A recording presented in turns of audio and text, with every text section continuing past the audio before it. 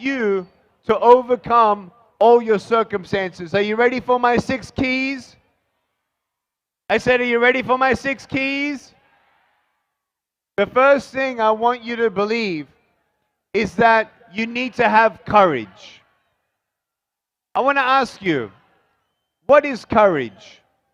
Is courage when you are not afraid? No. Courage is despite your fear, even though you are afraid, that you keep on trying. When you go through life and you get scared, FEAR, there's an acronym for fear. False evidence appearing real.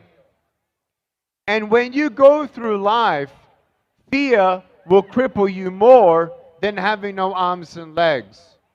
You know, when I was a kid, I was so scared that I'd never get a job, that I'd never get married. I think we have a photo of me and my wife up on stage on the screen. Me and my wife, we met in the year of 2010, and my wife and I, we met, and it was love at first sight. I looked at her. Yeah.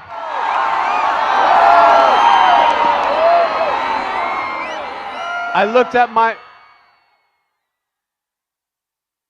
Hi. Okay, ready? So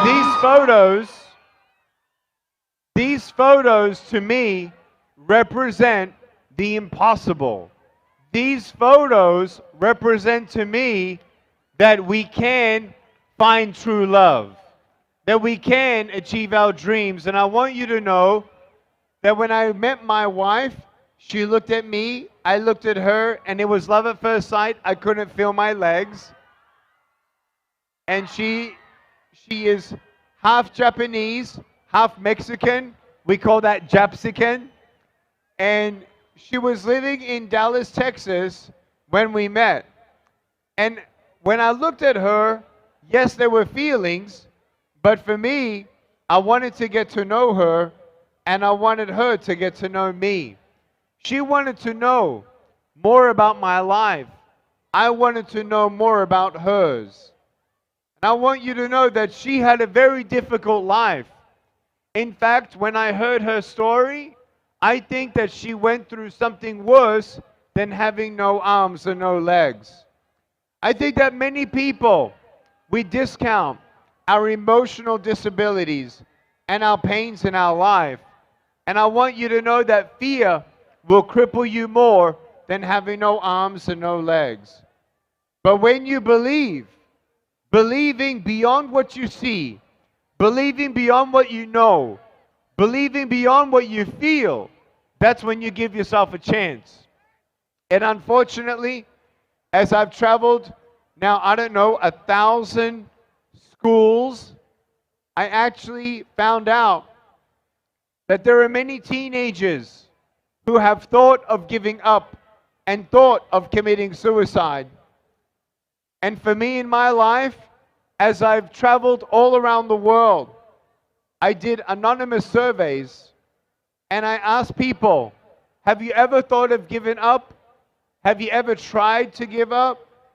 Did you try to give up because of a broken home? Did you try to give up because of bullying at school? And I'll tell you right now, out of 300 students, 6 to 12% of all students had thought of committing suicide. 3 to 6% of students at school had attempted suicide. 40% of the reason for young people to commit suicide is because of a brokenness at home. And 40% of the reason for teenagers to give up is because of bullying at school. One of the greatest disabilities I had because of my fear, it was instigated because of my school, where there were children who would tease me for how I look. They would look at me, they would laugh at me, they would gossip about me, and they would tease me. And I want you to know that if you've ever been teased in your life, when the world says you're not good enough, get a second opinion. When you look yourself in the mirror and you see ugly, remember my face and my smile. And remember that Nick V says, you're beautiful just the way that you are. You don't need to prove to the world anything.